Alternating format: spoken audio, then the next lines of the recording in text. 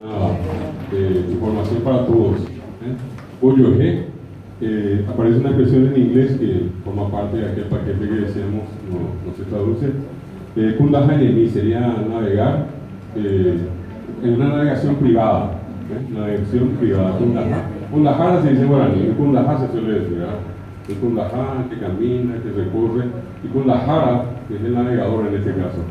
Kundahanemi sería la navegación privada.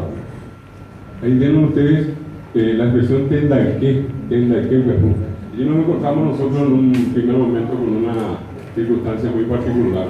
Como en castellano la palabra es pestaña, primero quisimos traducir por topear, que comúnmente es pestaña, ¿verdad? Pero cuando después conversando, esa fue la ventaja de estar acá en la Facultad Politécnica con los profesores del área informática, Alcide, los profesores Alipi y otros más que nos acompañaron, que iban diciendo, no, bueno, es pestaña en ese sentido. Entonces, cada nuevo espacio que uno va creando. Entonces salió ahí la expresión tendaike, o bien riquere, tendar y riquere igual. Y entonces alocamos eso como tendaike.